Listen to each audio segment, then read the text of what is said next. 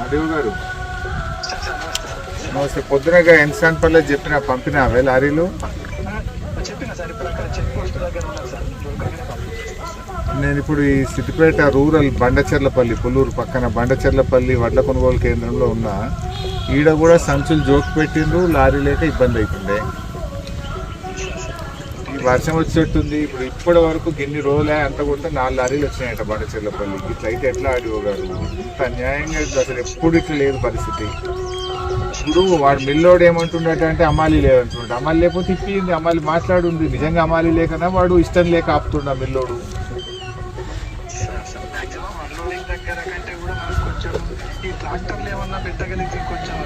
మీరు పెడతారా బిడ్డ ట్రాక్టర్లు?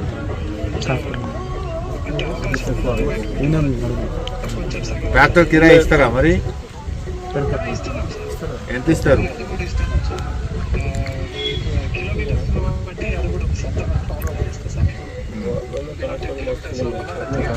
కొద్దిగా చెప్పండి. మీ అర్బన్ రూరల్ ఎంఆర్ఓ తోలింది. ఇక్కడ బండచెర్లపల్లి సర్పంచ్ ఉన్నాడు, ట్రాక్టర్లు పెట్టుకుంటా తొందరగా పంపింది. చాలా ఇబ్బంది అవుతుంది అసలు. రోజు ప్రతి ఊరికి వెళ్ళి లారీలు అని మాకు రోజు అసలు నిద్ర పోనిస్తలేదు. రైతులు ఇబ్బంది పడుతున్నారు. రైతులు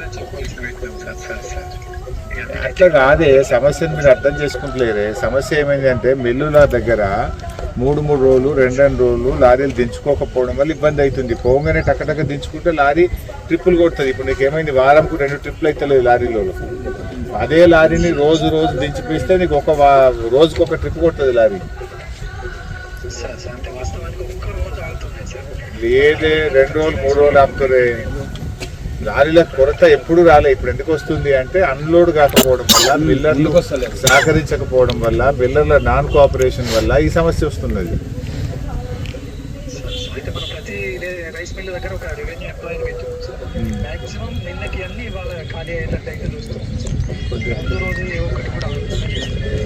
తొందర చేయండి. ఇప్పుడు సన్ఫ్లవర్ అట్లే ఉంది, ఇంకా చెదలు పెట్టిపోతుంది. ఆ చిన్న కోడూరులో అట్లే ఉంది. సిద్దిపేట మార్కెట్, తొగుట, హుస్నాబాదు, బెజ్జంకి పరిశాన్ ఉంది ఆ సన్ఫ్లవర్. కొద్దిగా మాట్లాడండి, కలెక్టర్ గారు చెప్పండి. సన్ఫ్లవర్ అట్లే ఉంది. మక్కలకు కూడా సంచులు ఇస్తలేరు, అది కూడా మాట్లాడండి. ఈ లారీలు అయితే బండచెర్లపల్లి సార్ట్అవుట్ చేయండి. ఎవరన్నా ఇప్పుడు తోలిచ్చి ఒక మనిషిని తోలిచ్చి మా సర్పంచ్ ఉంటే ట్రాక్టర్లు పెట్టి దించిపోయింది. వడ్ల కొనుగోలు విషయంలో ప్రభుత్వం పూర్తిగా విఫలమైంది. ఇటు ముఖ్యమంత్రి గారికి, మంత్రులకు పట్టక, అధికారులు పట్టించుకోకపోవడం వల్ల వడ్ల ధాన్యం కొనుగోలులో రాష్ట్రం అంతా పరిస్థితి అస్తవ్యస్తంగా మారిపోయింది. అటు మిల్లర్లు దించుకోరు, అధికారులు పట్టించుకోరు.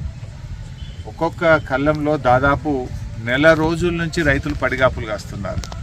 వర్షానికి తడుస్తున్నాయి, ఎండకు ఎండుతున్నాయి, కానీ పంట మాత్రం ముందుకు పోతున్న పరిస్థితి లేదు. పరిస్థితిని అర్థం చేసుకొని ప్రభుత్వం చక్కదిద్దే ప్రయత్నం చేయడంలో పూర్తిగా వైఫల్యం చెందింది. ఈ ప్రభుత్వం వచ్చిన తర్వాత రైతులకు అన్ని బాధలే. ఎరువుల కోసం బాధలు పడాల్సిందే, అదేవిధంగా కరెంటు కోసం బాధలు పడాల్సిందే, నీళ్ల కోసం బాధలు పడాల్సిందే, చివరికి పంటను అమ్ముకోవడంలో కూడా రైతులు బాధపడాల్సిందే. రైతు బంధు ఎప్పుడు పడుతుందా అని కళ్ళల్లో వత్తులేసుకొని చూస్తూ ఉన్నారు. పోయిన నెలలో ఏప్రిల్ 22 మార్చి అందరికి ఎప్పుడు వచ్చింది సీఎం? మార్చి 22వ తేదీన రేవంత్ రెడ్డి సిద్దిపేటకు వచ్చాడు. మార్చి 22కి వచ్చినప్పుడు అది కూడా మేము గట్టిగా అడ్డుకుంటాం, రైతు బంధు ఇస్తావా ఇయ్యవా అంటే లేలే సిద్దిపేటలో వేస్తా అని చెప్పి 1 ఎకరం వేసాడు. 1 ఎకరం వేసి 45 రోజుల్లో రైతు బంధు పూర్తి చేస్తా అని చెప్పిండు. మార్చి 22, ఇవాళ మే 12, అంటే ఎన్ని రోజులు జరిగింది? మధ్యలో 30, అది 20, 50 రోజులు దాటింది. నువ్వే చెప్పినావు 45 రోజుల్లో రైతు బంధు పూర్తి చేస్తా అని. ఇదే సిద్దిపేటలో పబ్లిక్ మీటింగ్లో రేవంత్ రెడ్డి చెప్పిండు. అసలు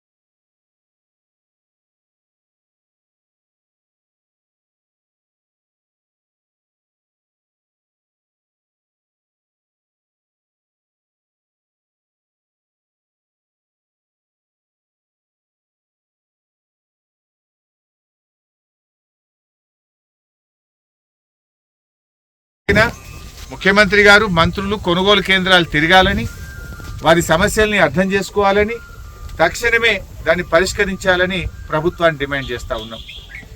ఇప్పటి వరకు మొక్కజొన్న, ఇప్పుడు మా యాదయ్య గారు సంచులు కొనుక్కొచ్చి మక్కలు అమ్మిండు, ఇప్పటికి రూపాయి రాలే. మక్కలు అమ్మిన రైతుకు ఏడాదికి ₹1 పడలే. చారణ మందం సన్ఫ్లవర్ కొన్నారు, వాళ్ళకి ఇవాళ వరకు ₹1 పడలే. ఇంకా బారాన సన్ఫ్లవర్ మార్కెట్లలోనే ఉంది.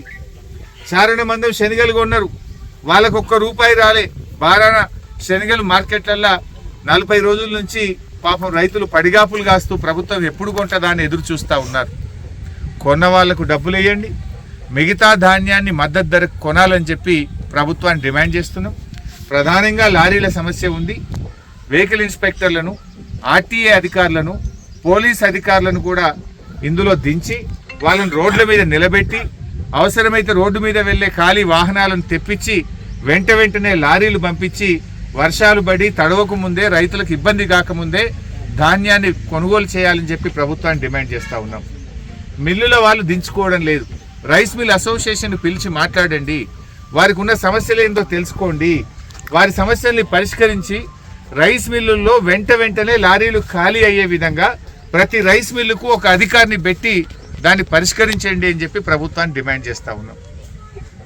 మీరు సమస్యను అర్థం చేసుకోరు, సమస్యను పట్టించుకోరు. మక్కలు కొనాలంటే సంచులు లేవు, సన్ఫ్లవరు, శనగలు, జొన్నలు కొనాలంటే ప్రభుత్వం నిర్ణయం తీసుకోకపోవడం వల్ల కొనుగోలు జరగడం లేదు. వడ్లు లారీలు రావడం లేదు, మిల్లులు దించుకోవడం లేదు. లారీలు రావాలంటే ఆర్టీఏ అధికారులను దించండి. మిల్లులు దించుకోకపోతే ఒక్కొక్క మిల్లుకు ఒక రెవెన్యూ, సివిల్ సప్లై అధికారిని పెట్టి వారి సమస్యలు పరిష్కరించి యుద్ధ ప్రాతిపదికన దించే ప్రయత్నం చేయండి. అంటే సమస్యను లోతుగా అర్థం చేసుకోకుండా మాట్లాడితే, ప్రశ్నిస్తే వాళ్ళ మీద ఎదురుదాడి చేయడం, ప్రశ్నిస్తే కేసులు పెట్టడం, ప్రశ్నించిన వారి మీద పగబట్టడమే లక్ష్యంగా ముఖ్యమంత్రి పనిచేస్తున్నాడు. వారి ఆవేదన అర్థం చేసుకొని, ప్రశ్నలో ఉండే సమస్యను అర్థం చేసుకొని దానికి పరిష్కారం చూపాలి ప్రభుత్వం తప్ప, ప్రశ్నించిన వారి మీద పగబట్టడమో, ప్రశ్నించిన వారి మీద కేసులు పెట్టడం అది ప్రభుత్వం చేయాల్సిన పని కాదు, ఒక ముఖ్యమంత్రి చేయాల్సిన పని కాదు. ముఖ్యమంత్రి ఏం చేయాలి? ప్రజల కోసం పనిచేయాలి. వారు ఎందుకు రోడ్డెక్కుతున్నారు, ఎందుకు ధర్నాలు చేస్తున్నారు, వారి ఆవేదన ఏందో అర్థం చేసుకొని దాన్ని పరిష్కరించాలి తప్ప ఈ పగబట్టే సంస్కృతి మన రాష్ట్రానికి మంచిది కాదు, రైతులకు మంచిది కాదు. రేపు రైతులు తిరగబడితే ఏమవుతుందో ఒక్కసారి ఆలోచన చేసుకో. ఇవాళటి వరకు ఏమైనా ఒక రివ్యూ చేసినావా? నువ్వు ఒక కళ్ళానికి నీ మంత్రో నువ్వో పోయినవా ఎప్పుడైనా? ఇవాళటి వరకు పోతే ఈ పరిస్థితి ఉండేది కాదు.